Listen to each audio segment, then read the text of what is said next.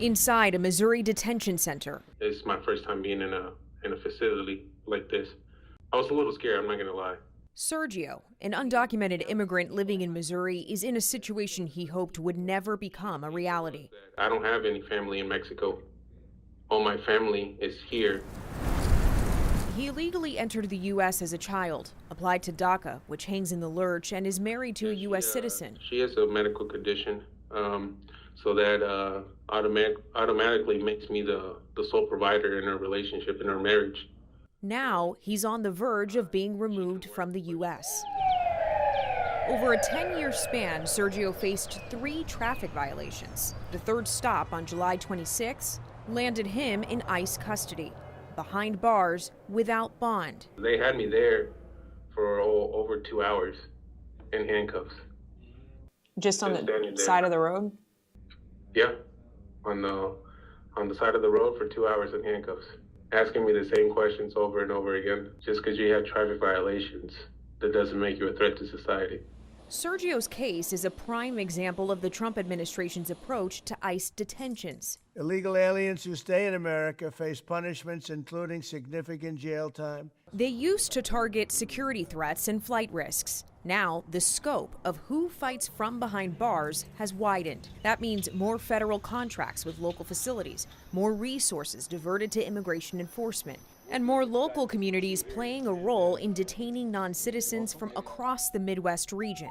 They're getting pulled over for, a unpaid tag, and all of a sudden they are landing in immigration detention. Maya King is a Kansas City immigration attorney. Her firm represents Sergio and other non-citizens fighting against removal behind bars. There's an uncertainty as to how long do I need to be in detention, and when do I get to see a judge, when do I get to see my family, what do I do with my car that's still parked in the parking lot. Detentions in Missouri soared more than 16 times from January to October of 2025 and jumped roughly 67% in Kansas compared to the same time span in 2024. Adding fuel to the surge, KCTV5 obtained photos of an internal ICE memo issued in July of 2025. It lists new guidance to detain undocumented immigrants who illegally entered the U.S. The policy also denies bond hearings, regardless of criminal background or time spent here. Sergio's attorney believes if ICE arrested him just 3 weeks earlier, right before ICE issued this guidance, his fight against removal would be very different. I would still be able to work and have the ability to pay for everything.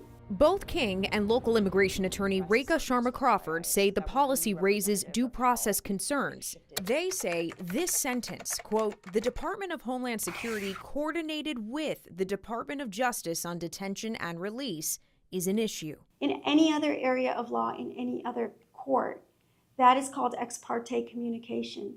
It's unethical, it's unlawful, it's a violation of due process. A federal judge in California ruled the policy illegal, but the ruling did not force the government to stop enforcing it nationwide. In a statement to KCTV5, Assistant DHS Secretary Tricia McLaughlin said in part, quote, "All detainees are provided ample opportunity to communicate with their attorneys and family members. Every single detainee receives due process. Get a grip." He does not have the freedom to be here with us right now. A wider detention net now also catching green card holders who had run-ins with the law. ICE held Columbia, Missouri's Owen Ramsing on 2 prior drug convictions from over 10 years ago. As KMOV reported, ICE detained Lincoln County, Missouri's Donna Brown for nearly 5 months. She wrote 2 bad checks totaling $80 a decade ago. Criminal law, you've committed a crime, you've convicted, you served your sentence, you served your probation, you move on, right? You're done, you move on. But immigration follows you for the rest of your life.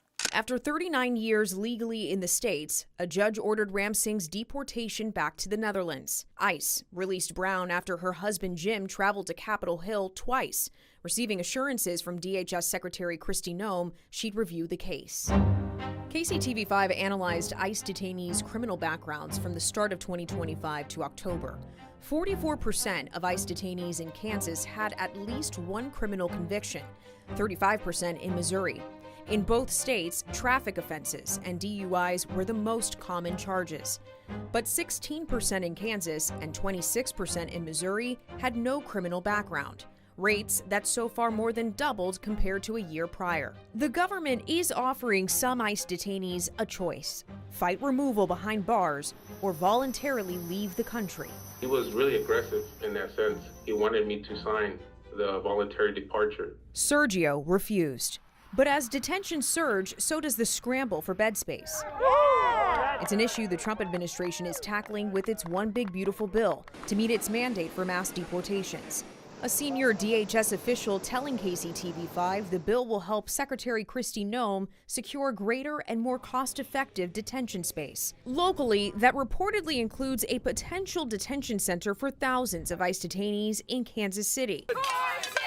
A contract with CoreCivic's Leavenworth prison for more than 1,000 beds, which hangs in legal limbo. And the so-called Cornhusker Clink, a 280-bed detention facility roughly 20 minutes from the Kansas border. At the time of this reporting, ICE contracts with 7 detention centers spanning both sides of the state line for beds. We are at the Chase County Detention Facility in Kansas. It is one of 3 facilities that ICE is contracting bed space from in the state. The sheriff, Jacob Welsh, has agreed to speak with us and share legally what he can about how this process works. We're probably seeing about 40 detainees a week in court. An average of 109 ICE detainees a day sit inside Chase County Detention Center, according to Track Immigration. We used to do immigration court 2 to 3 times a week. We're currently doing it 4 days a week, so that part of it has increased just a little bit. Welsh says as of August, he still sees some ICE detainees are eligible and post bond. As it pertains to immigration, they may be deported. As it pertains to a local case, they may get sent to prison. And we know that that's going to be hard on them, and it's going to be an adjustment for them and their families.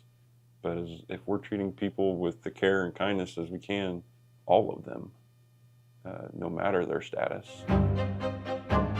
As for Sergio, he fought against his removal for 2 months in detention. I feel really confident that at the end of this, the outcome's going to be what I expected to be.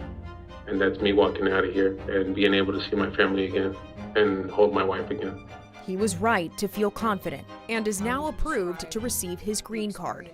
But for the thousands of non-citizens in Missouri and Kansas detention centers, it's a waiting game. Bringing in the worst of the worst and getting them off of our streets. As supporters say detention is a matter of safety, and critics say The goal is to break the spirit, because people with a broken spirit will give up.